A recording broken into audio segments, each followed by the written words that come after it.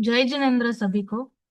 A very warm welcome to this Songadh young scholars पाठशाला। हमारा चल रहा है वर्जन 17, जो है आदि प्रभु का गुणगान करेंगे, भक्तामर का पठन करेंगे। हमारे लिए बहुत ही सौभाग्य की बात है कि हमें हमारे प्रथम तीर्थंकर श्री आदिनाथ भगवान की भक्ति करने का और उसे समझने का यह अवसर मिला है। तो without wasting much time, I would request आज के टीचर विदय टीचर कि वो आज के सेशन को आगे बढ़ाए। जय जिनेन्द्र टीचर। जय जिनेन्द्र सभी को। सो वेलकम ऑल किड्स, सारे बच्चों को जय जिनेन्द्र। आज के अपने ये वर्जन में आप सबका स्वागत है। तो ये वर्जन हमारा स्पेशली भक्तांबर स्तोत्र के ऊपर है, जो मानतुंग आचार्य ने लिखा है। और उस वो स्तोत्र का मीनिंग क्या है वो हम समझ रहे हैं, क्योंकि गुरुदेव श्री और माता जी ने हमको सबसे पहले वही समझाया है कि कोई भी चीज का मीनिंग के बिना करना, याद करना, बोलना, उसका कोई भी मतलब नहीं है। तो कोई भी चीज, कोई भी पार्ट याद करने के साथ साथ उसका मीनिंग भी याद करना बहुत जरूरी है, तो ही हम भाव से उसका पठन कर सकते हैं। ठीक है, तो आज का सेशन हम स्टार्ट करते हैं। पहले मंगलाचरण से स्टार्ट करेंगे, तो सभी बच्चों को हाथ जोड़ के बैठ जाइए अच्छे से, भाव से। कोई हम एक बच्चे किट को सिलेक्ट करेंगे मंगलाचरण के लिए। यस, हम सिलेक्ट करते हैं वृत्ति शाह को। ज- जय जिनेन्द्र वृत्ति। जय जिनेन्द्र बेटा।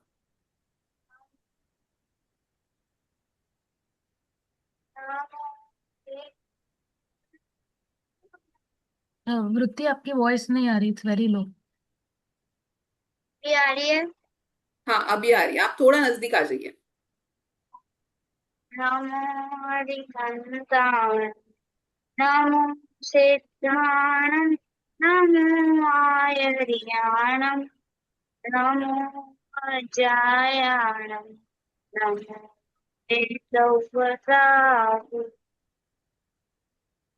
बहुत अच्छे से, वेरी नाइस।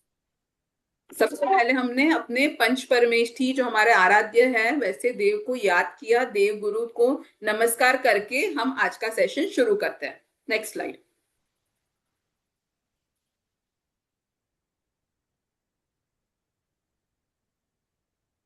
अब हमारा वर्जन 17 जो है वो भक्तांबर स्तोत्र पे है, जिसमें हम सबसे पहले मंगलाचरण में जो भक्तांबर स्तोत्र जो ऋषभदेव मुनि, ऋषभदेव भगवान के लिए लिखा हुआ है, उसकी ही स्तुति हम करेंगे। ऋषभदेव भगवान की स्तुति करेंगे।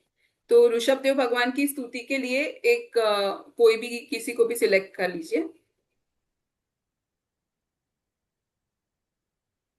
हम सिलेक्ट कर रहे हैं जिनांगी दोषी को। जय जिनेन्द्र। जय जिनेन्द्र। जय जिनेन्द्र बेटा। जीने की धी सकल सकल जनता, जन नीति में जानना दो, त्यागी राजा विकल भवने, जेठया मौन धारे, वे तो की दो सुगम सबरो, मोक्ष नो मार्ग जेने, वंदो छूते ऋषभ जिने, धर्म धोरी प्रभु ने। टीचर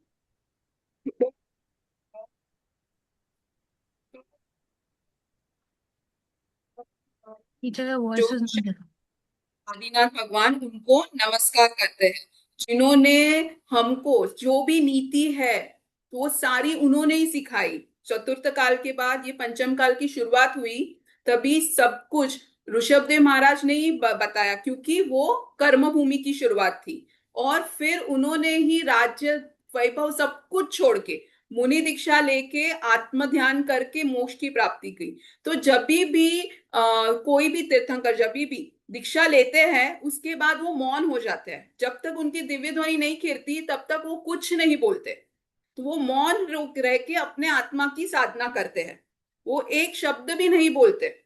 जब भी उनकी दिव्य ध्वनि खिरती है तभी ध्वनि का धोत बहता है। उसके पहले जब भी वो दीक्षा लेते उसके बाद कुछ भी नहीं बोलते। तो वैसे वो मौनधारी होके उन्होंने ये मोक्ष का मार्ग बताया, वैसे ऋषभदेव जिनराज को हमारे कोटि कोटि वंदन हो। चलो नेक्स्ट स्लाइड। तो आज हम भक्तामृत स्तोत्र जो मानतुंग आचार्य विरचित है, नेक्स्ट स्लाइड, उसके ऊपर पहले डिटेल थोड़ा सा जो आप हर टाइम करते हैं एक बार रिवाइज कर लेंगे कि उसका परिचय कर लेंगे। तो भक्तामृत स्तोत्र के रचयिता श्री आचार्य श्री मानतुंग जी है। उनका उद्देश्य क्या था? तो आदिनाथ भगवान की स्तुति। आदिनाथ भगवान की स्तुति मीन्स उनके बाह्य वैभव की नहीं, लेकिन अंतर में जो उन्होंने प्रकट किया है उसकी स्तुति। वो बाह्य वैभव, बाहर की सारी चीजों को उपमा देके कंपेयर करके हमको उनके अंदर के आंतरिक वैभव को बताते हैं, और वैसा ही वैभव हमारा है, वो हमको, उनका उद्देश्य है वो बताने का कि वैसे आत्मा की प्राप्ति तू भी कर, क्योंकि ऐसे आत्मा तेरा भी है। तो उसका फल क्या है? शुद्धता की वृत्ति। क्योंकि जैसे जैसे हम आत्मा की महिमा करेंगे, उसको जानेंगे, तो हमारे शुद्धता की वृद्धि होगी। तो और उसकी भाषा संस्कृत है, और ये सभी जैन संप्रदाय में प्रचलित है। उसमें टोटल 48 पद है। उसमें से आज हम 33 और 34 नंबर के श्लोक पे स्वाध्याय करेंगे। ओके, उसका अन्य नाम श्री आदिनाथ स्तोत्र और श्री ऋषभदेव स्तोत्र भी है। तो इस स्तोत्र में हर एक काव्य में, हर एक श्लोक में मुनिराज ने अलग अलग उपमा देके, अलग अलग कंपैरिजन करके हमें भगवान की महिमा कराई है। और वो भगवान की महिमा में उनके ज्ञान की, उनके आत्मा की वो महिमा करके हमारा भी आत्मा वैसा है, उसे प्राप्त करे, ऐसा हमको उपदेश दिया है। ठीक है, नेक्स्ट स्लाइड। तो अभी हम लास्ट जो 2-3 क्लास हमने जो किए हैं, तो अभी जो हमारे श्लोक चल रहे हैं उसमें प्रातिहार्य का वर्णन, मीन्स प्रातिहार्य से कंपेयर करके वो बताते हैं कि प्रातिहार्य इतने महान है, पवित्र है, भव्य है, तो वो प्रातिहार्य जिनके कारण है, वैसे भगवान कैसे होंगे, वो सोच के, वो भगवान के हमको दर्शन करके, वैसे भगवान की महिमा बता के हमें भी भगवान बनने के लिए मानतुंग आचार्य प्रेरणा दे रहे हैं। तो अभी तक हमने अशोक वृक्ष, सिंहासन, चवर, चवर, छत्र और देवदुदुम्बी के बारे में जाना, और अभी ये क्लास में हम पुष्प वृष्टि और भामंडल के रिलेटेड जो श्लोक है वो करेंगे। ओके, तो चलिए अभी हम आप आज का 33 नंबर का श्लोक से स्टार्ट करेंगे। Next slide. कोई बोलेगा श्लोक?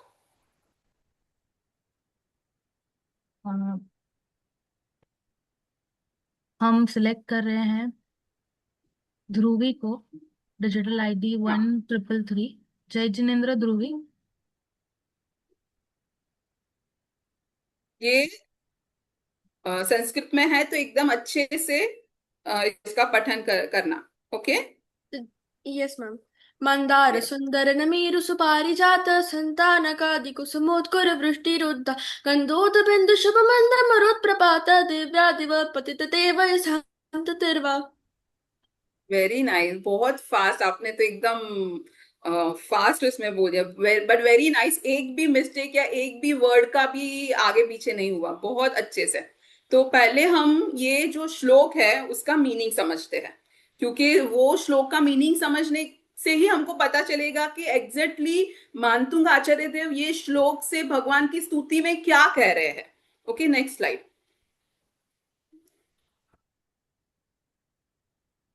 तो सबसे फर्स्ट सेकंड लाइन है, मंदार सुंदर न मेरु सुपारी जात संतान दाकादि कुसुमोत्कर वृष्टिरुद्धा।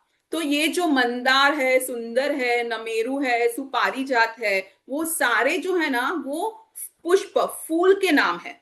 लेकिन वो फूल में अब हमारे वहां जो पेड़ पे उगते हैं वो फ्लावर्स नहीं है, ये कल्प वृक्ष के फूल है, राइट। वो कल्प वृक्ष के फूलों की वृष्टि निरंतर जो समूसरण होता है ना वहां पे होती रहती है।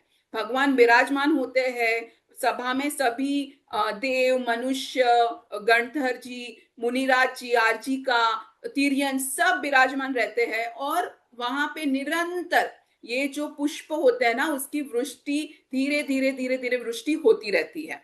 और उसके साथ साथ गंधोद बिंदु शुभ मंद मरु प्रपायात दिव्या दिवम पतितते वचसाम ततिर्वा। तो उसका मीनिंग है कि सुगंधित जल की बूंदे मंद पवन के साथ वहां पे गिरती रहती है। और वो कैसा लगता है कि जैसे भगवान की जब दिव्य ध्वनि गिरती है या जब भगवान की वाणी ऐसे स्वर्ग से नीचे आ रही हो, पड़ रही हो, नीचे आकाश से आ रही हो ना, वैसे ही पुष्प आकाश से आ रहे हो, ये सारी बूंदे हवाएं आ रही हो ना, वैसा सुंदर मनोहर वहां पे दृश्य होता है। इतना कि किसी को भी कोई जात का कोई भी ऐसे प्रकार का प्रतिकूलता नहीं होती, ऐसा एग्जाइटी नहीं होती, किसी को दुख नहीं होता, हैप्पीनेस एकदम मधुर वातावरण रहता है भगवान के होने से। जैसे हम मंदिर में भी जाते हैं तो हमको लगता है ना कि घर से मंदिर भी जाते हैं तो मंदिर में हमको इतना अच्छा वातावरण होता है, इतना अच्छा लगता है कि हमारे खुद के भाव में चेंजेस आ जाते हैं। वैसे समूह शरण में भी ऐसी ऐसा वातावरण रहता है, ऐसा एटमोस्फियर रहता है कि अंदर से आपको ना ऐसे भगवान के दर्शन, भगवान के गुणगान, भगवान के जैसा बनने का मन होता है। और वहां पे धीरे धीरे ऐसे जो कल्प वृक्ष के फूलों की वर्षा होती रहती है, मंद पवन बहता है, जल की बूंदें ऐसे धीरे धीरे गिरती रहती है, और ऐसे लगता है कि जैसे भगवान के वचन हो ना, ऐसे स्वर्ण से नीचे अपने को कान में मधुर स्वर सुनाई दे तो कितना अच्छा लगता है, वैसा ही हमको लगता है। Next slide. तो इसी का हम जो गुजराती है ना वो भी एक बार बोलेंगे। कोई बोलेगा? किसी को बोलना है? हम जस्ट 1 सेकेंड, हम नीवा को चांस देंगे। Digital ID 1187। Very nice. जय जय जिनेन्द्र जिन मैम। जय जिनेन्द्र बेटा। मदा मंदार सुंदर नमेरुज पारिजाते संतान कादि फूलनी बहुरुष्टि भारे पाणी कड़े सुरभि मंद समीर प्रेरे शूद्र व्यवाणी तुझ दिव्य। स्वर्ण पदेते। Very good. क्या है लास्ट में? श्रुति व्यवाणी तुझ स्वर्ण थकी पड़े थे। ओके। कैसा है मीनिंग शब्द? Very nice. आप ट्राई करते हो, आप अच्छे से सीखो, क्योंकि गुजराती तो हमको आना ही चाहिए। हमारे पास जितना भी पूज्य गुरुदेव श्री ने माता जी ने दिया है वो सब कुछ जो बोला है लिखा है वो गुजराती में है, तो हमको वो तो आना ही चाहिए। साथ में संस्कृत भी आएगा तो जो आचार्य देव ने जो लिखा है, जो हमारे पास श्लोक है वो संस्कृत में होते हैं, तो वो जो हम बोलते हैं ना तो एक उसका अलग ही उत्साह, अलग ही आनंद होता है। तो वो भी अगर आता है या वो भी हम सीखेंगे तो it is added advantage, right. लेकिन इतना तो आना ही चाहिए। तो इसमें भी क्या बोल रहे हैं कि मंदार सुंदर नमेरु पारिजात के जो फूल है उसकी वृष्टि हमेशा वहां होती रहती है। और सुरभि मीन्स के पवन, धीरा धीरा पवन चलता रहता है, गंधोदक जैसी बूंदे पानी की नीचे पड़ती रहती है, और वो इतनी अच्छी होती है कि ऐसे लगता है कि दिव्य वाणी वो स्वर्ग से या ऐसे ऊपर से आकाश से गिर रही हो ना, वैसा वहां पे दृश्य होता है। तो वो सब कुछ किसके कारण है? वो सब कुछ तीर्थंकर भगवान के केवल ज्ञान की महिमा है। उन्होंने जो अपना शुद्ध स्वरूप प्राप्त किया है उसकी महिमा है। वो इतना शुद्ध है कि उसके कारण बाहर के सारे परमाणु भी उतने शुद्ध हो जाते हैं। तो जो यहाँ पे महिमा की है वो उनके ज्ञान की है कि अगर इसमें ये इतना अच्छा है तो वो जिसके कारण है। वैसे तीर्थंकर देव भी कितने महान है, और वो तीर्थंकर जिस कारण बने हैं अपने आत्मा की प्राप्ति करके, शुद्धात्मा की प्राप्ति करके, तो वो कितना महान है। और ऐसा ही शुद्धात्मा हमारे पास भी है, हमारा भी है, उसी को सिर्फ प्राप्त करना है। तो हम भी इतने, हमको भी जो आनंद मिलेगा वो ये बाहर के आनंद से भी अनंत गुना होगा। Next slide. तो ये श्लोक का अर्थ हम एक छोटे से 4 लाइन में पहले बोलेंगे, और फिर हम देखेंगे कि पूज्य गुरुदेव श्री ने यही श्लोक पे जो प्रवचन या दिए हैं उसमें से उसमें क्या आता है, उसमें हमको गुरुदेव श्री क्या बताते हैं। क्योंकि ज्ञानी की वाणी ना एक ज्ञानी ही हमको समझा सकते हैं। क्योंकि ज्ञानी ही ज्ञानी को पहचान सकते हैं। हम तो ये क्या, अभी तक जो भी, जब भी हमारे पास गुरुदेव श्री नहीं थे तभी भी सारे शास्त्र जी थे, समय सार से लेके सारे शास्त्र जी, लेकिन वो कैसे थे? सिर्फ शास्त्र के रूप में थे, किसी को उसका मीनिंग भी नहीं पता था। लेकिन पूज्य गुरुदेव श्री ने, एक ज्ञानी ही दूसरे ज्ञानी को पहचान सकते हैं, वैसे उसके हर एक छोटी चीज के मीनिंग हमको समझाए।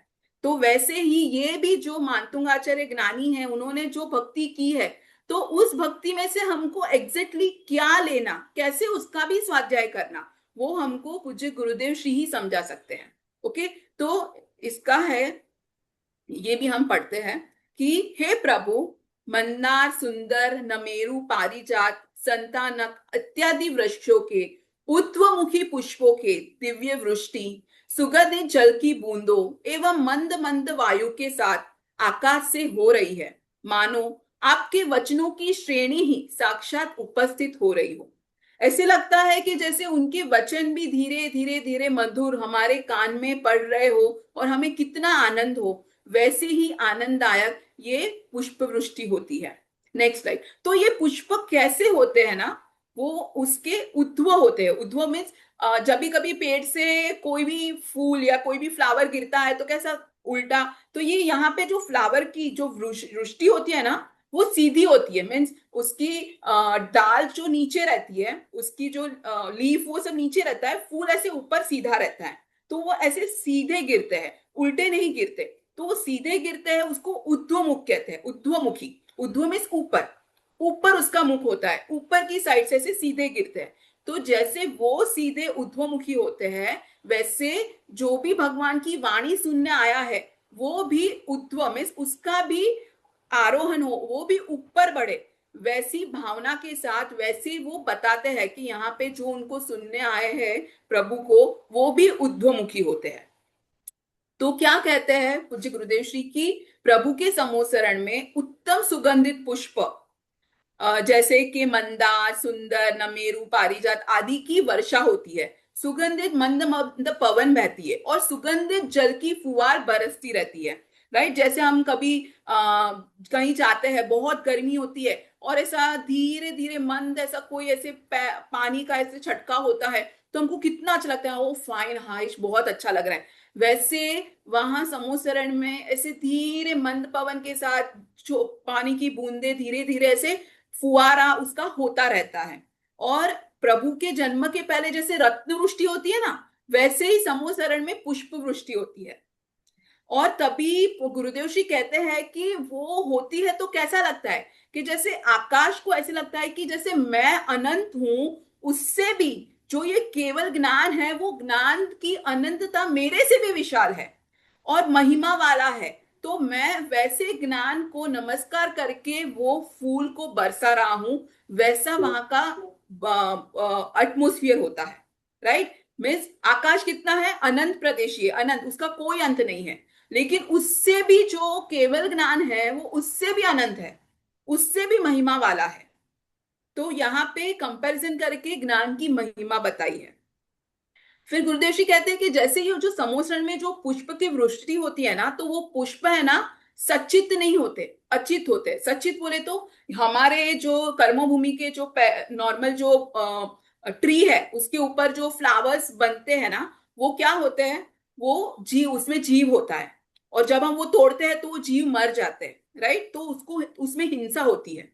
लेकिन जो ये कल्पवृक्ष के जो होते हैं ना फूल, वो कोई सजीव नहीं होते, वो पुद्गल की ही रचना है, उसमें कोई जीव नहीं होता है, इसलिए उसमें कोई हिंसा नहीं होती। इसीलिए हमें जैसे यहाँ पे देखा कि हाँ वहां देव समोसर में तो पुष्प वृष्टि होती है, देव अगर पुष्प ऐसा डालते हैं तो हमें भी हमारे भगवान पे पुष्प वृष्टि करनी चाहिए, ऐसा कंपैरिजन नहीं होता। हमारे यहाँ पे जो फूल हम तोड़ते हैं उसमें जीव की हिंसा होती है, तो हमें हमारा धर्म हमें हिंसा नहीं सिखाता। हमारे धर्म में हम कभी भी कोई फूल भगवान को चढ़ाते नहीं, भगवान को लगाते नहीं, फूल तोड़ते नहीं, क्योंकि उससे जीव हिंसा होती है। तो वो भक्ति को, वो विवेक रहित होती है भक्ति। विवेक बोले तो वहां पे हमको सोचना चाहिए कि अगर देव ऐसे कर रहे तो हम भी नहीं कर सकते, क्योंकि यहाँ पे ऐसे कल्पवृक्ष के फूल नहीं है, यहाँ पे जो भी फ्लावर्स है उसमें जीव है, अगर उसको तोड़ते हैं तो उसमें हिंसा होती है।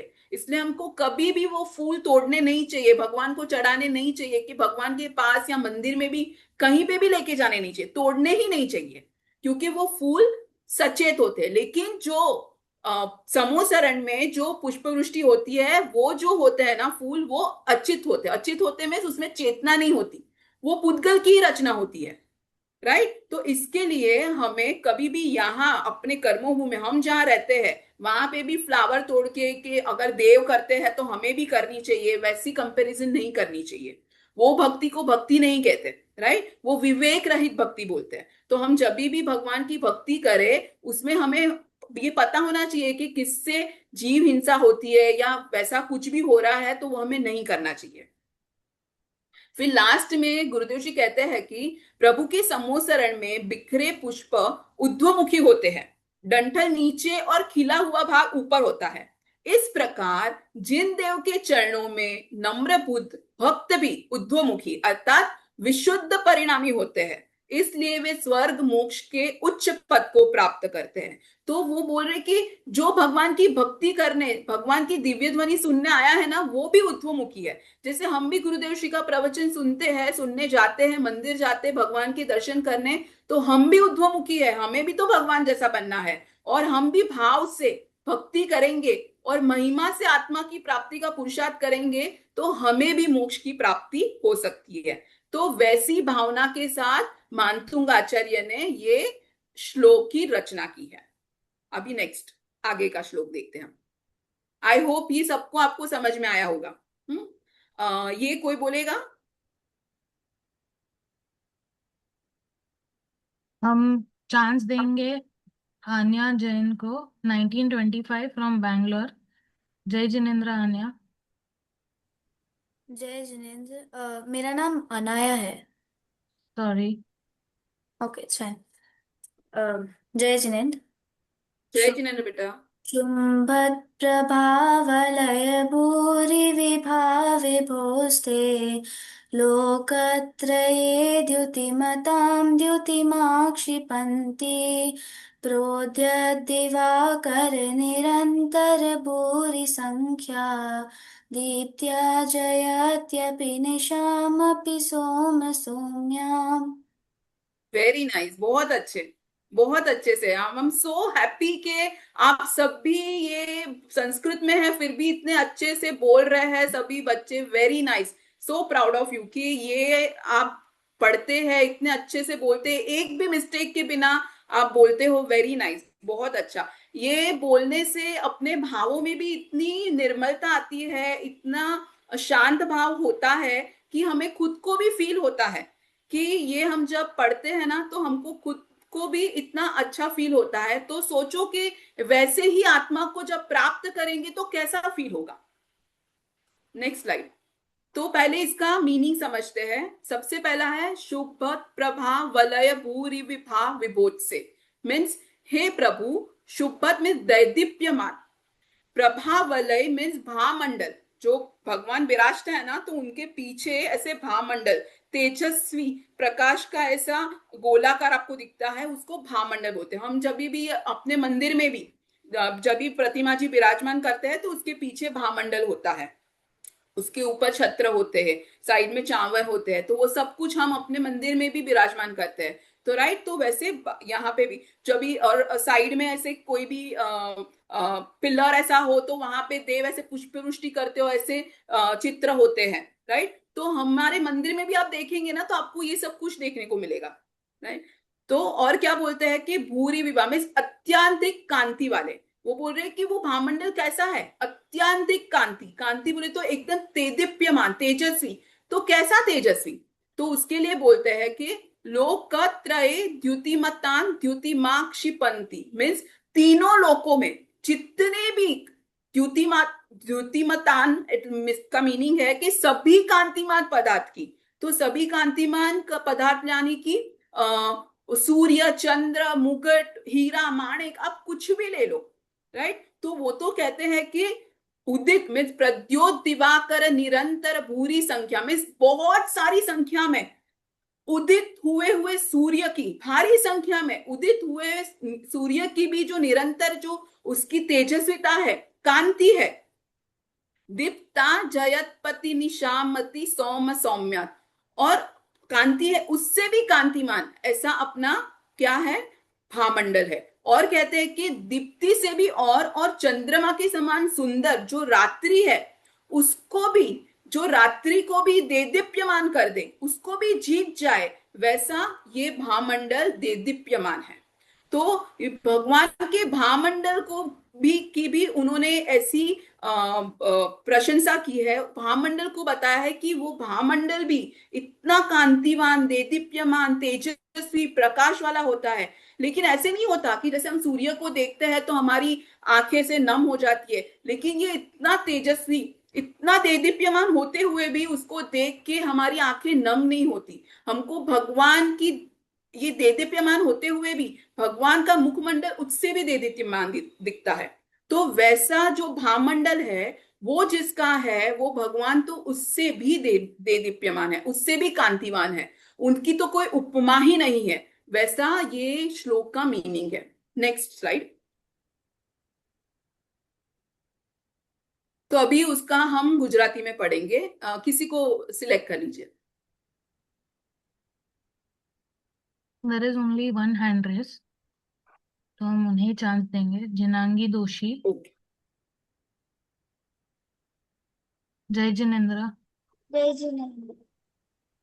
शोभे विभो प्रसरति तुझ कांति हारे, त्रैलोकनाथुति समूहनि कांति भारे, ते उगता रवि समी बहु छे छताए, रात्रि जिते शीतल चंद्र समान तेजे। वेरी नाइस, बहुत अच्छे, बहुत अच्छे। तो इसका मीनिंग है, कहते हैं कि प्रभा मंडल की शोभा, ज्योति इतनी इतनी कांति इतनी ज्यादा होती है कि असंख्य सूर्य निरंतर जगमगाए, उसकी जो कांति है उसके समान वो एक भामंडल दे दीप्यमान होते हैं। तीनों लोकों के जितने भी ऐसे कांतिमान, कांतिमान बोले तो जो भी एकदम ग्लोरीफाइड, जो एकदम भव्य, जिसके सामने जिसके उदय से अंधकार नष्ट हो जाता है, वैसी जितनी भी चीजें हैं उन वो सब भी इसके सामने तुच्छ है, इसके सामने बिल्कुल भी कुछ देखने लायक भी नहीं है। इतनी कांति ये भामंडल की होती है। और चंद्रमा जो रात्रि को जब चंद्रमा आता है तो कितना शीतल लगता है। तो इतनी कांतिमान होने के बाद भी भामंडल उतना ही शीतल होता है कि जिसको देख के हमारी आंखें से बंद नहीं हो जाती, जिसको देख के हमारा मन प्रफुल्लित हो जाता है, वैसा ये कांतिमान होता है। Next slide. तो पहले हम ये श्लोक का अर्थ देख लेते हैं, उसके बाद हम इसके पूज्य गुरुदेव श्री के जो प्रवचन है ना, उसमें गुरुदेव श्री ने हमको क्या समझाया है कि मांगतुंग आचार्य का ये श्लोक लिखने का क्या भाव है, वो हम समझेंगे। तो इसका मीनिंग है, हे प्रभु, असंख्य सघन सूर्यों के समान शोभायमान आपके भामंडल की प्रखर आभा तीनों लोकों के कांतिमान पदार्थ की कांति को तिरस्कृत करती हुई चंद्रमा के कारण सौम्य मनोहर रात्रि को भी जीत रही है। इसका मीनिंग है कि असंख्य सूर्य देदीप्यमान हो, असंख्य तीनों लोकों के कांतिमान पदार्थ हो, उन सबकी भी कोई भी उपमा, कोई भी भामंडल के तेज के सामने कोई भी उसकी गणना नहीं है, कि वो इट इज लाइक नथिंग। वैसी कांतिमान पदार्थ, वैसा कांति, वैसी देदीप्यमान भामंडल होता है। और उतना ही सौम्य मनोहर होता है जो चंद्रमा, जब भी रात को हम देखते हैं ना मून को, तो हमको कितना अच्छा लगता है कि wow, we like to see the moon. The same way we can not see the sun, right. Sun को देखते हैं तो हमारी आंखें बंद हो जाती है, इफ इट इज शाइनिंग। दोपहर को हम सन को नहीं देख सकते, लेकिन रात को चंद्रमा होता है तो उसको देखना अच्छा लगता है। वैसे भामंडल इतना देदीप्यमान होते हुए भी ये चंद्र के समान मनोहर सौम्य होता है कि जिसके तेज को देख के हमारे मन की ऐसा, हमारा जैसे वहां का अंधकार भी नष्ट हो जाता है। जो समोसरण होता है ना, उसमें दिन रात्रि का कोई अलग होती नहीं है, मीन्स ये दिन है रात्रि ऐसा अलग नहीं होता, क्योंकि वहां पे प्रकाश ही होता है। ये भामंडल का ही प्रकाश इतना होता है कि अंधकार ही नहीं होता वहां पे। Right, next slide. तो पूज्य गुरुदेव श्री कहते हैं कि हे देव, आपके शरीर में से निकलता दिव्य प्रभा मंडल हजारों सूर्य के तेज की अपेक्षा अधिक तेजस्वी कांतिमान है।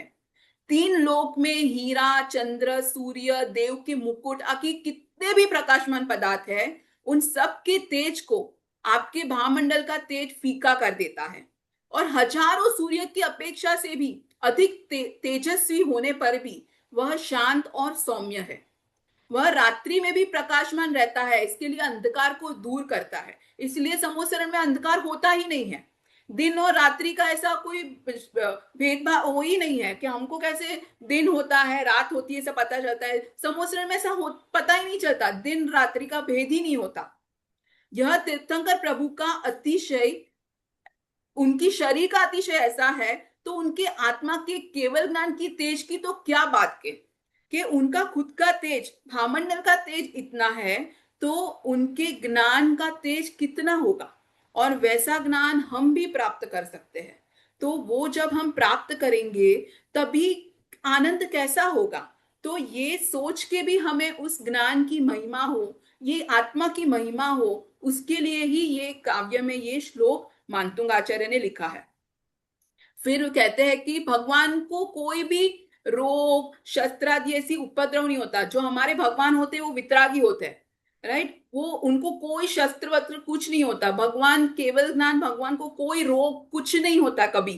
और वहां समूसरण में जो स्थित होते हैं ना, उनको भी कोई रोग, शस्त्र, ऐसा उपद्रव कुछ नहीं होता। वहां पे लायन और काऊ साथ में बैठ के सुनते हैं, एक दूसरे के प्रति वैर भी नहीं होता, गुस्सा भी नहीं होता, क्योंकि वो भगवान के केवल ज्ञान की इतनी महिमा होती है कि वहां पे कोई जात का वैर नहीं होता, किसी को कोई जात का रोग नहीं होता, वहां किसी को भूख नहीं लगती, प्यास नहीं लगती, इतनी शांति होती है समोसरण में। सिर्फ भगवान की प्रेजेंस से इतनी शांति है, तो भगवान ने जो प्राप्त किया है उससे उनको कितनी शांति मिलती होगी।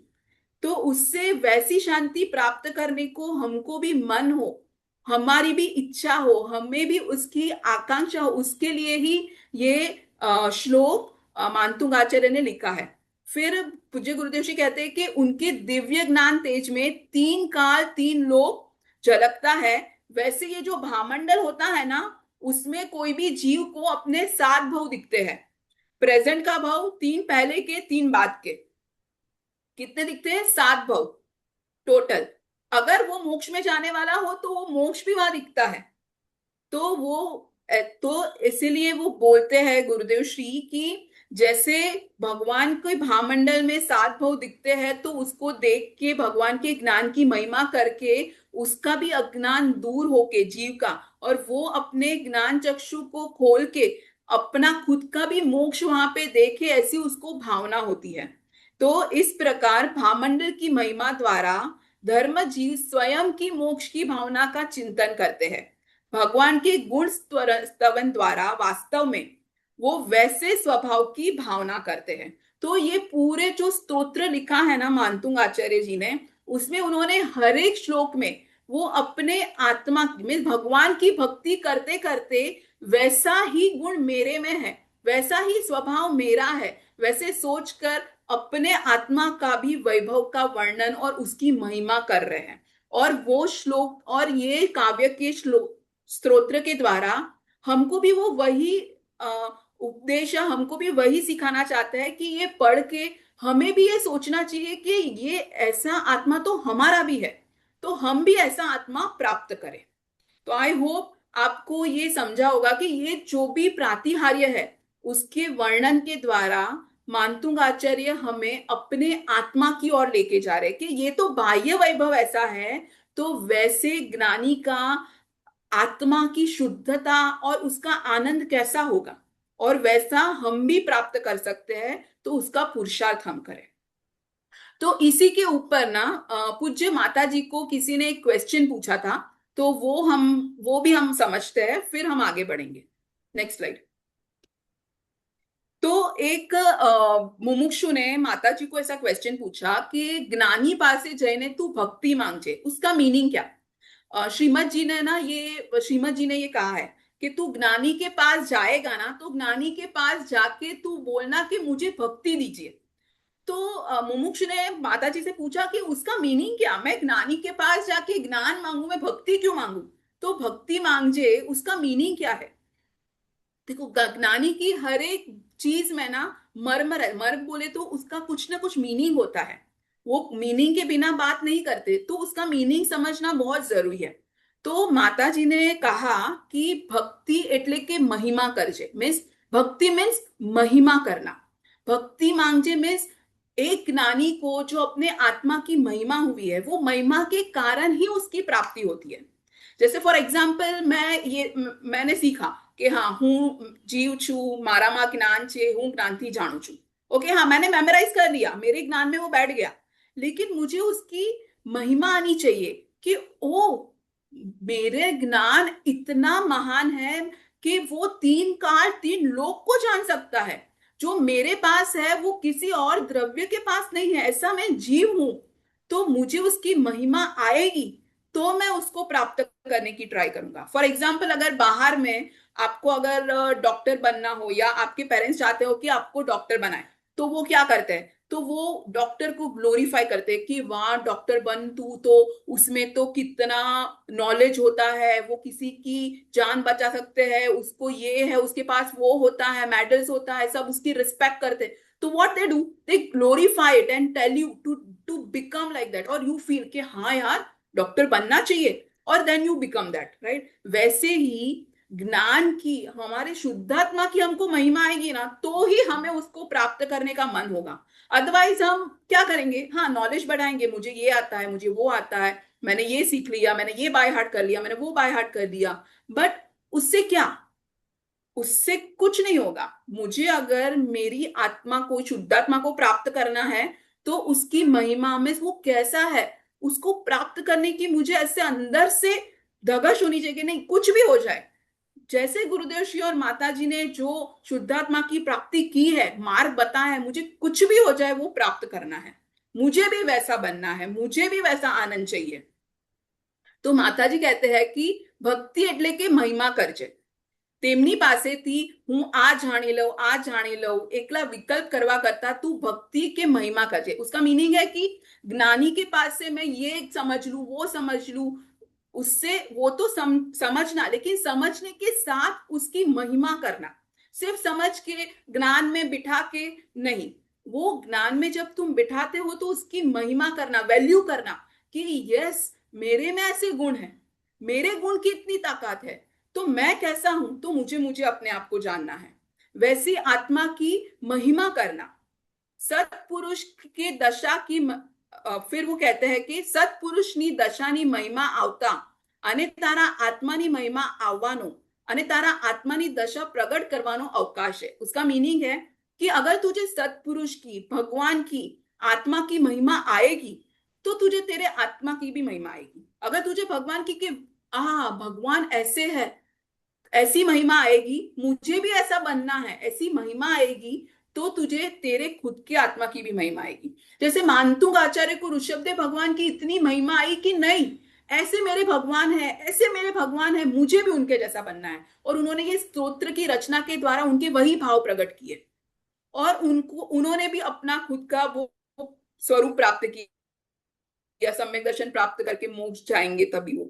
तो उस हिसाब से हमें भी भगवान के पास जब भी तुम जाते हो, तो दर्शन करके अपने को उनकी महिमा लाके उनके जैसे बनने की भावना करनी है।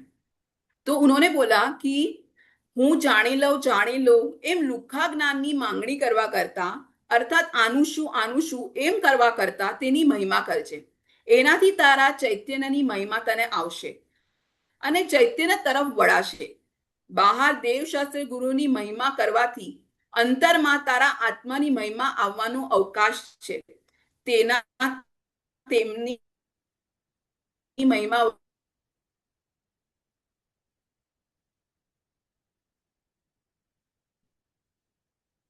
શું इसका मीनिंग है कि मैंने लोक में जो भगवान की महिमा की है, वही भगवान का जो आत्मा है वैसा ही मेरा आत्मा है, तो मुझे भी वैसा आत्मा प्राप्त करना है। तो इसीलिए कहीं पे भी मैं इस ज्ञानी के पास से उनके ज्ञान के साथ जो महिमा है उनको भगवान की शुद्धात्मा की, वो हमें लेनी है, वो हमें सीखनी है। तो आई होप आपको आज का सेशन समझ में आया होगा, दोनों श्लोक समझ में आए होंगे, और आप भी उतने ही भाव से भक्तम स्तोत्र का पठन करेंगे। वैसी भावना के साथ हम आज का सेशन चिनवाणी स्तुति के साथ एंड करेंगे। Next slide.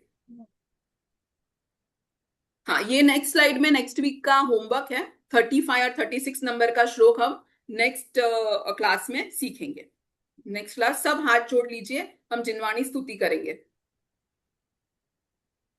हे चिनवाणी भारती तो ही जपो दिन रैन, जो तेरी शरणा गहे सो पावे सुख चैन, जावाणी के ज्ञान ते सूझे लोकालो, सो वाणी मस्तक नमु सदा देत हूँ दो। जिनवाणी मात नो जय हो। जय जिनेन्द्र। अब हम मूव करेंगे KBA part of the session के लिए। तो हम सेलेक्ट कर रहे हैं first student 1313 and 1312. Second student will be 1381. Third student is 1195 Ritti. Then we have 1337 Agam and 1454 Vidhan. So we'll start with the first student. ठीक है, Here comes your question. जय जिनेन्द्र मैम। जय जिनेन्द्र बेटा।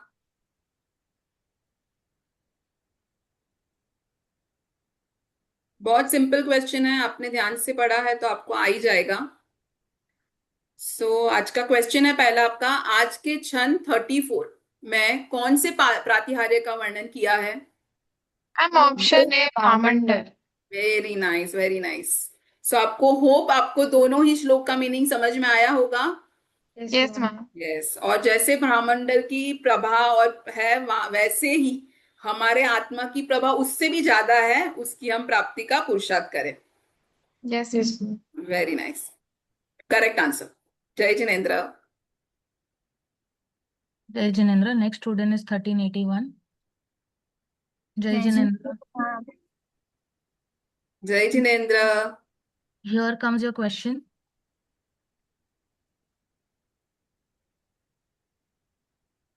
आज का क्वेश्चन है, भामंडल में जीव को अपने कितने भाव दिखते हैं? 9, 7, 1 या अनंत? Option B 7। Very nice, yes. वर्तमान भाव, आगे के साथ आगे के 3 और पीछे के 3, और अगर उसका मोक्ष होना होता है नेक्स्ट भाव में तो फिर उसको बस वही एक भाव दिखता है, फिर same to same. Very nice, correct answer. जय जिनेन्द्र। Jai Jinendra. Next student is Vritti. Jai Jinendra Vritti. जय जिनेन्द्र बेटा। Here comes your question.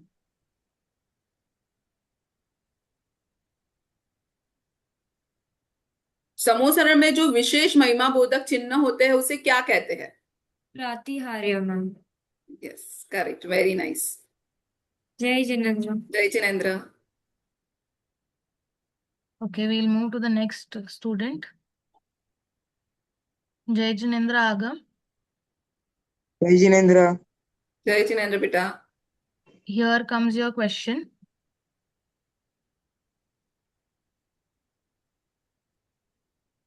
आपका क्वेश्चन है, समोसरण में जो पुष्प वृष्टि होती है तो वह फूल कैसे होते? सचित, अचित, दोनों टाइप के, सचित और अचित, बोथ, और नन ऑफ द अबव। ये सचित। आपको मीनिंग समझ में आया? सचित का मीनिंग क्या है? सचित में सजीव, अचित में अजीव। तो जो समोसरण में पुष्प वृष्टि होती है तो उसमें जो पुष्प होते हैं तो उसमें जीव होता है या वो नहीं अजीव में नहीं नहीं नहीं जीव नहीं, नहीं जीव है? नहीं होता। हाँ, तो आंसर क्या आना चाहिए? अचित अचित अचित। अचित। समझे? तो मीनिंग समझना, सचित तो मीन्स जिसमें चैतन्य है, जिसमें जीव है, और अचित जिसमें नहीं है। इसमें तो जीव। वो, हाँ, जो वो फूल होते हैं वो कल्पवृक्ष के होते हैं, वो पुद्गल की रचना होती है, उसमें जीव नहीं होते। जय जिनेन्द्र मैम। जय जिनेन्द्र। जय जिनेन्द्र आगम। हम हमारे नेक्स्ट स्टूडेंट विधान। जय जिनेन्द्र विधान, आपका जय जिनेन्द्र। आपका आवाज नहीं आ रहा। उसका अनम्यूट नहीं हुआ है, आप हाँ, अनम्यूट अनम्यूट कीजिए। नहीं हो। जिनेन्द्र मैम। जय जिनेन्द्र। ये यू आर। आपने बैकग्राउंड में क्या लगा के रखा है बेटा? अरे मैम वो डिफॉल्ट सेटिंग एक बार लगा दी थी और वो चेंज नहीं हो रहा है, पता नहीं क्यों। ओके। मैंने उसका ना अभी आप चेंज सेटिंग में करने की। जाके नन करेंगे ना तो हो जाएगा। ट्राई मैम करना। मैंने अभी करा था पर वो पता नहीं हो नहीं रहा है। ओके, ठीक है। अभी आपका क्वेश्चन है, समूह शरण में नीचे में से क्या नहीं होता? रोग नहीं होता, अंधकार नहीं होता, शस्त्र आदि का उपद्रव नहीं होता, या ये सारे नहीं होते? All of the above ma'am, इसमें तो कुछ भी नहीं। Very nice, correct correct. जहां भगवान होते हैं वहां ऐसा कुछ भी नहीं होता समूह शरण में। जी। Correct, very nice. बहुत अच्छे से सबने आंसर दिया। Very nice. Okay, now we'll move to the next round, जो कि है game picture round. We'll show the pictures for 20 seconds और फिर हम स्टूडेंट सिलेक्ट करेंगे।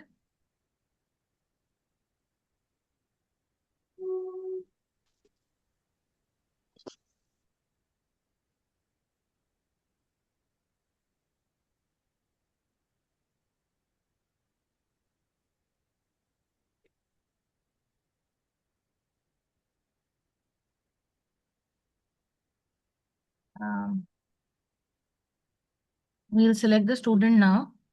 ओके।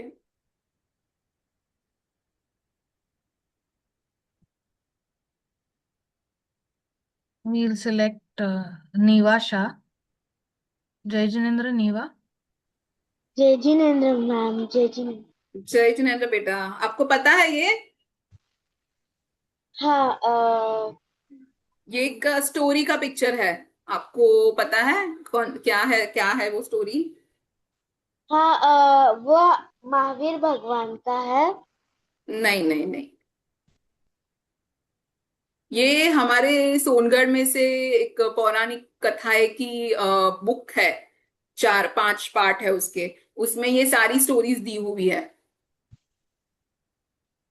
कोई और ट्राई करना चाहेगा?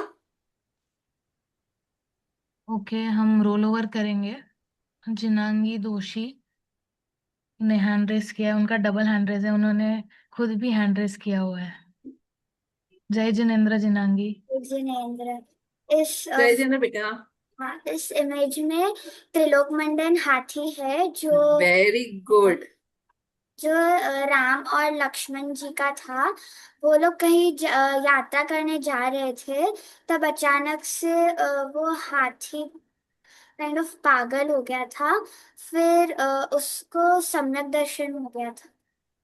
Okay, I mean the name correct है। और जो ऐसे हाथ करके खड़े है वो कौन है? त्रिलोक मंडल हाथी है वो। We'll show the image again. Okay, या आई टेल यू। फाइन। वो इमेज के बाद और एक इमेज है, वो दिखाइए। Next next slide.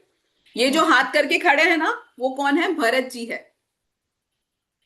तो ये जो त्रिलोक मंडल हाथी है ना, वो रावण के पास था। ये बहुत ही जायंट और एक जैसे बोले ना कि हमारे पास हमारे राज्य में कुछ एक, जैसे कोहिनूर अगर हो तो क्या बोलते, वाह हमारे राज्य में और हमारे देश के पास तो कोहिनूर है।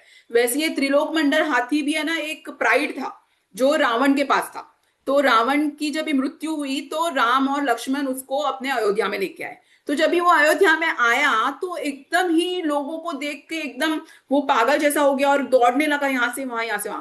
तो तभी ना एकदम भरत जी आए और भरत जी को देख के वो एकदम शांत हो गया और उनके पास बैठ गया। तो भरत जी को देख के उसको जाति स्मरण ज्ञान हुआ कि अरे मैं तो इनको जानता हूं। तो इसके पहले के भाव में वो दोनों देवलोक में थे, और देवलोक में शुभ भाव के कारण भरत जी पुण्य के उदय से भरत जी बने, और वो अशुभ भाव के उदय से वहां त्रिलोक हाथी बना। तो उन्होंने भरत जी को देख के उसको ऐसा लगा कि अरे ये तो मेरे साथ, हम तो मित्र थे, हम मेरे साथ ही स्वर्ग में थे, और वो अभी इतने भव्य मनुष्य बने हैं और अपना आत्मा का ध्यान करे, और मैंने क्या किया, मैं तो पशु बन गया। तो उसने बोला कि अरे रे, ये मैंने कैसा भाव करके कैसा फल पाया, लेकिन अभी मुझे ऐसा नहीं करना। अभी मुझे भी उन्होंने जैसी जो प्राप्त किया है आत्मा का ज्ञान ना, मुझे भी वैसा ही बनना है, और मुझे भी अपना शुद्धात्मा को प्राप्त करना है। और वो शांति से भरत जी के पास बैठ गया। उसके बाद वहां पे ना राम जी और लक्ष्मण जी ने देशभूषण कुलभूषण मुनिराज का उपद्रव दूर किया, उपसर्ग दूर किया था। तो वो विहार करते करते अयोध्या के पास आए। तो त्रिलोक मंडल हाथी पे बैठ के वो सभी उनके दर्शन को जाते हैं। तो थर्ड पिक्चर है, वहां पे वो दर्शन कर रहे हैं और वो पूछते हैं कि ये हाथी जो है वो कौन है। तो तभी कुलभूषण देशभूषण मुनिराज बताते हैं कि ये जो हाथी है ना, वो बहुत भाव से भरत जी का जीव और ये हाथी का जीव साथ साथ में ही आ रहे हैं। और ये हाथी के जीव को भी अभी भले ही वो तिर्यंश है, लेकिन वो भी अपना आत्मा का ध्यान करके सम्यक दर्शन प्राप्त करके आगे के भव में मोक्ष में जाएगा। तो ये सुन के वो हाथी को भी इतना अंदर से भाव आता है, और वो भी अब शुद्धात्मा की प्राप्ति करता है, सम्यक दर्शन प्राप्त करता है, और उसके साथ साथ श्रावक के व्रत भी ग्रहण करता है। और उसको वो जब भी व्रत का पालना करने आता है तो सारे नगरजन उसको शुद्ध भोजन से पालना कराते हैं ना, उसका वो फोर्थ में पिक्चर है। और वो आगे जाके वो भी मोक्ष में जाते हैं। तो इस स्टोरी से हमको ये ख्याल में आता है कि तिर्यंश भी अगर अपने आत्मा की प्राप्ति कर सकते हैं तो हमको तो सब कुछ मिला है। अभी हमको पूज्य गुरुदेव श्री माता जी मिले, जो ज्ञानी मिले हैं, जो भविष्य के सूर्य कीर्ति तीर्थंकर और देवेंद्र कीर्ति गंधर है, तो साक्षात भगवान ही हमको मिले हैं। हमको भी तो हमको भी पुरुषार्थ करके अपने शुद्धात्मा की प्राप्ति करनी ही चाहिए। अगर ये तिर्यंश कर सकता है तो हम क्यों नहीं कर सकते। हमें तो सब कुछ मिला हुआ है।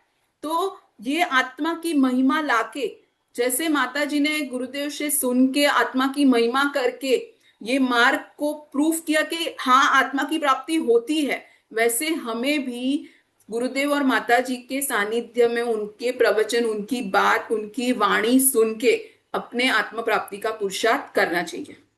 भी नेक्स्ट स्लाइड, नेक्स्ट और एक पिक्चर है।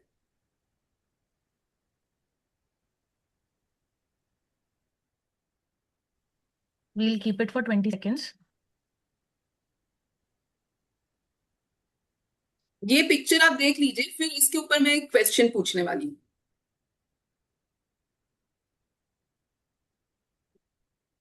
टीचर आपने क्वेश्चन बोला तो लोगों ने हैंड्स डाउन कर दिया। अरे नहीं है, एकदम सिंपल है, कुछ नाम वाम कुछ नहीं पूछने वाली मैं, ये कौन से मुनिराज है ऐसा कुछ नहीं पूछने वाली मैं।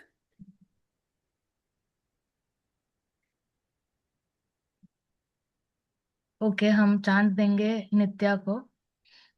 जय जिनेन्द्र नित्या। जय जिनेन्द्र मैम। जय जिनेन्द्र बेटा। अच्छा, ये स्क्रीन पे आपको क्या दिख रहा है? मुनिराज। हाँ, तो ये दोनों मुनिराज में क्या डिफरेंस है?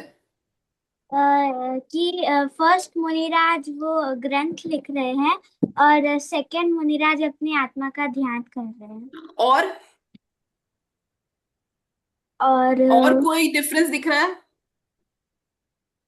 ध्यान से देखो, फर्स्ट जो मुनिराज है उनके पास क्या है? उनके पास हाँ पिछी कमंडल है, और सेकंड मुनिराज के पास नहीं है।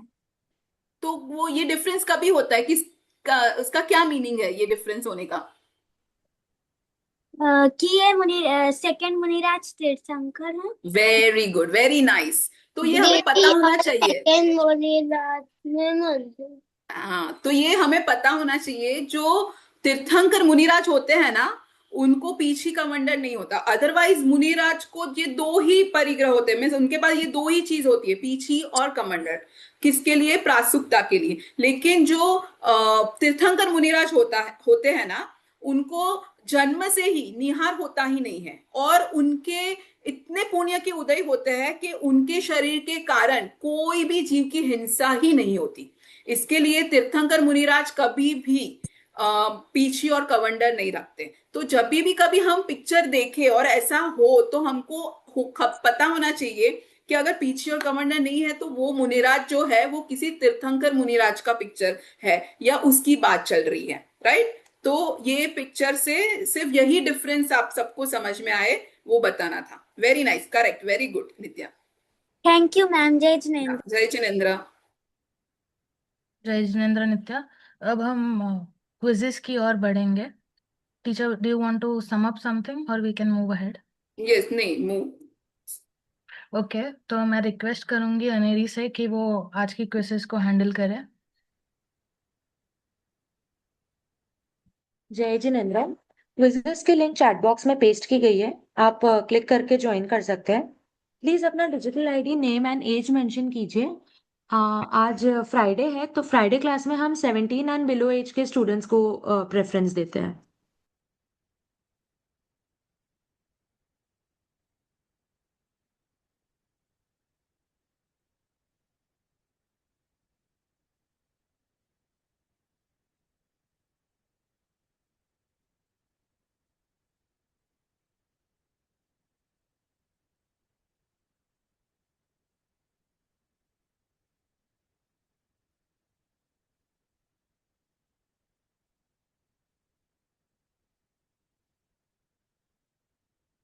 रिक्वेस्ट है सभी से कि वो जल्दी से ज्वाइन हो जाए।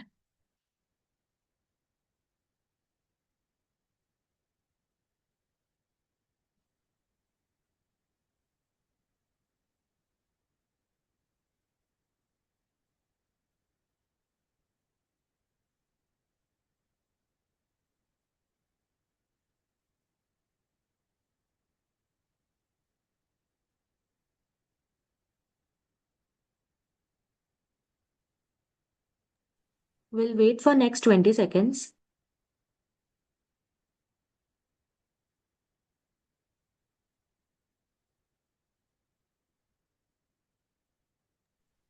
Last 10 seconds.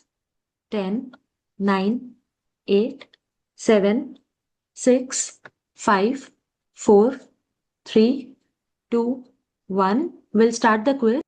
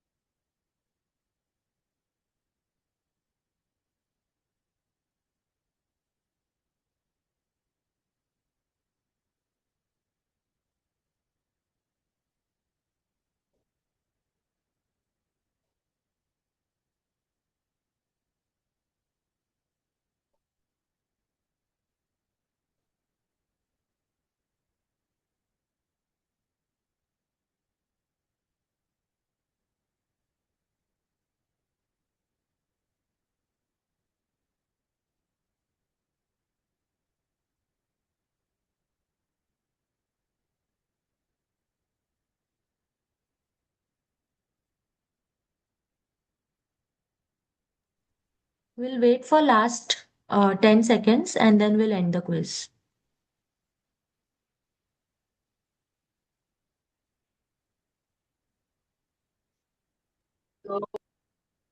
Okay, we are ending the quiz and हम पहले questions discuss करेंगे टीचर, and उसके Yes. बाद हम लोग लास्ट में winners शो कर देंगे।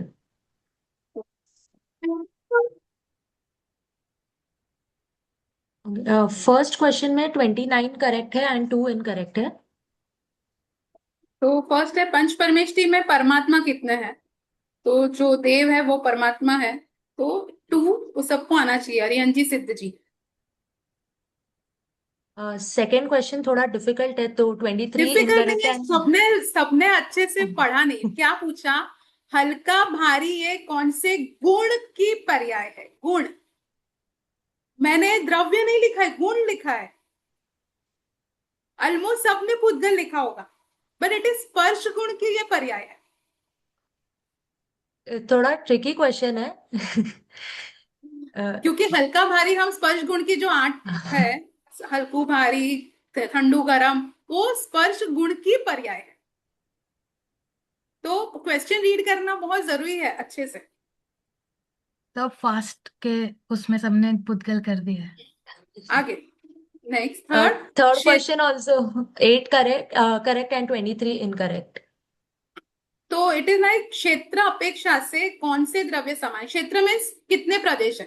तो जीव के प्रदेश असंख्यात प्रदेशी, पुद्गल एक संख्यात असंख्यात अनंत प्रदेशी, धर्म असंख्यात प्रदेशी, अधर्म असंख्यात प्रदेशी, आकाश अनंत प्रदेशी, काल लोक प्रमाण असंख्यात। तो कौन से 3 में असंख्यात आया? तो जीव, धर्म, अधर्म। तो क्षेत्र अपेक्षा से ये 3 समान है द्रव्य। नेक्स्ट क्वेश्चन में 16 करेक्ट है एंड 14 इनकरेक्ट है। अमृतचंद्र आचार्य देव रचित शास्त्र कौन सा है? राइट, तो कौन सा शास्त्र उन्होंने लिखा है? तो समय साजी कुनकुनाचार्य देव ने लिखा है, नाटक समय साजी बनारसीदास ने लिखा है, पूज्य और इष्टोपदेश पुरुषा सिद्धि उपाय जो है, राइट, वो अमृतचंद्र आचार्य देव ने लिखा है, और इष्टोपदेश है योगींद्र देव। तो पुरुषा सिद्धि उपाय जो शास्त्र है वो अमृतचंद्र आचार्य देव ने खुद ने लिखा है। समय साजी की टीका उन्होंने लिखी है। लास्ट क्वेश्चन में 26 करेक्ट है एंड 4 इनकरेक्ट है। तो ये जो संडे का क्लास चलता है उसके ऊपर से मैंने लिखा है कि पदार्थ को जानने के उपाय नीचे में से कौन से है? तो लक्षण, प्रमाण, निक्षेप, नहीं, वो सारे पदार्थ को जानने के उपाय है। तो डी आएगा, all of the. I hope आप सबको क्वेश्चंस के आंसर करेक्टली समझ में आए होंगे। Will now check the winners. मैं एक सेकंड विनर्स टीचर की स्लाइड जस्ट लाती टू हूँ। इंटरप्ट यू, इष्टोपदेश जी श्री पूज्यपाद स्वामी रचित है। Sorry, yes, sorry, thank you to correct me. Pujyapad Swami ने लिखा हुआ है। So here we have the winners on our screen. 1144 Ahan Jain, 1308 Nitya Jain. Then we have 1335 Tirth Gopani, 1337 Agam, and 1636 Khush Visaria from Jamnagar. Very nice, very nice. Congratulations to all the winners. और अब हम जयकारा से session को and करेंगे। अगर किसी भी बच्चे को जयकारा लेने की इच्छा हो तो वो हैंड रेज कर सकते हैं। हम चांस देंगे 1684 वियोना, जय जिनेन्द्र, जय जिनेन्द्र मैम। जय जिनेन्द्र। जय जिनेन्द्र। बोलो श्री ऋषभ देव आदि 24 जिनेन्द्र भगवान नो जय हो। जय हो। श्री सिमंदर आदि 20 तीर्थंकर भगवान नो जय हो। जय हो। बोलो श्री समय साजी आदि सर्व जिनवानी मात नो जय हो। जय बोलो हो। कुंद कुंद आचार्य आदि सर्व मुनि राजा मो जय हो। जय हो। बोलो अनंता अनंत उपकारी पूज्य कहान गुरुदेव नो जय हो। बोलो धन्य अवतार प्राशा मूर्ति प्रशमूर्ति मात नो जय नो हो। जय हो। बोलो पूरी तीर्थ धाम नो जय हो। जय हो। जैन दिगंबर धर्म और मनोज जय मनोज, जय हो। जय जिनेंद्र सबको। जय आज का श्री सेशन हम यहाँ एंड करेंगे। नेक्स्ट सेशन नेक्स्ट फ्राइडे नए टीचर के साथ नेक्स्ट श्लोक का पठन करेंगे। जय जिनेंद्र। जय जिनेंद्र। सुवर्णपुरी तीर्थ धाम की ओर से और सोनगढ़ यंग स्कॉलर पाठशाला की सभी टीचर की ओर से आप सभी को जय जिनेंद्र। अब हम मिलेंगे आपसे next on Sunday for our JDFC session. जय जिनेंद्र।